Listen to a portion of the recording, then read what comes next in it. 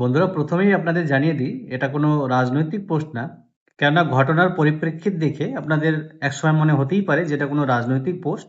তাই আমি আগেই আপনাদের সেটা কনফার্ম করে দিলাম যে এটা কোনো রাজনৈতিক পোস্ট না। এবার মূল যে ঘটনাটা সেটা আপনাদের বলি। গত কয়েকদিন আগে হিয়ারিংয়ে আমাদের পরিবারের ৪ জনকে ৬ জন দেখানো হয়েছিল।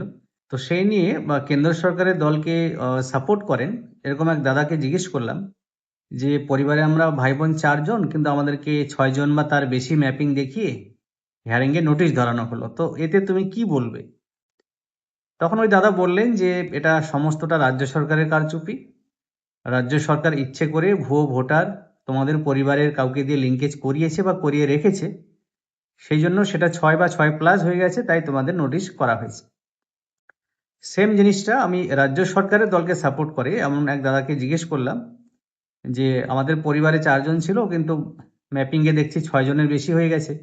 তার জন্য আমাদের কাছে নোটিশ এসেছে, হিয়ারিং এ যেতে হবে। তখন ওই দাদা বললেন যে, এটা কমিশনের কারচুপি। কমিশন ইচ্ছে করেই ভোট কাটার জন্য এসব করছে। দুজনের কাছ থেকে স্যাটিসফ্যাক্টরি অ্যান্সার না পাওয়ার কারণে আমি সেম প্রশ্ন হিয়ারিং এর দিন জয়েন্ট বিডিওকে করেছিলাম। জয়েন্ট বিডিও বললেন যে, আপনার বিএলওর সঙ্গে যোগাযোগ করুন এই ব্যাপারে। আবার সেম প্রশ্নটা যখন বিএলও কে করলাম, তখন বিএলও বলছে যে, আমি এসব কিছুই জানি না। বিডিও বা জয়েন্ট বিডিওকে বলো। তো এই যে প্রশ্নের একটা শৃঙ্খল চলছে বৈধ ভোটার অবৈধ ভোটারকে নিয়ে, ছোটবেলায় বইয়ে পড়েছিলাম জীবন বিজ্ঞান বা পরিবেশ বিজ্ঞানে, খাদ্য শৃঙ্খল বা ফুড চেইন, মানে যে ফড়িংকে ব্যাঙ খাবে, ব্যাঙকে সাপ খাবে, সাপকে ময়ূর খাবে, এইভাবেই যে শৃঙ্খলটা চলতো। তো এখানেও বৈধ ভোটারকে নিয়ে এই যে প্রশ্নের শৃঙ্খল, এটা কি এমন প্রশ্ন যার উত্তর কারো কাছেই নেই? ৪ জন কিভাবে ৬ জন হয় এবং তাদের কিভাবে নোটিশ আসে?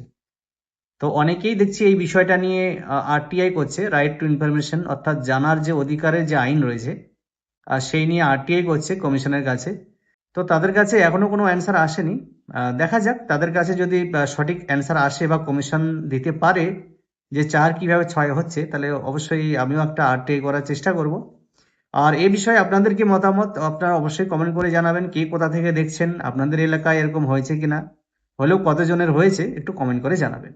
এবং গতকালকে আমি একটা পোস্ট করেছিলাম যে, নোটিশ যাদের আসছে বা যারা হিয়ারিং করছেন তাদের বেশিরভাগেরই চূড়ান্ত তালিকায় নাম নাও আসতে পারে।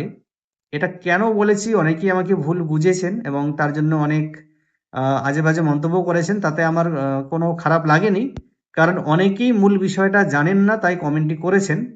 গতকালকে কমিশনের তরফে জেলা থেকে ব্লক, ব্লক থেকে বিএলওদের যে সার্কুলার এসেছে, সেই পিপিটি একবার কাইন্ডলি পড়ে নেবেন।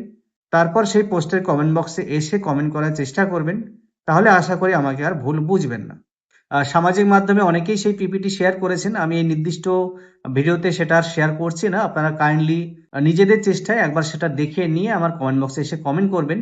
আশা করছি আপনাদের সেই কমেন্ট বা উত্তর বদলে যাবে।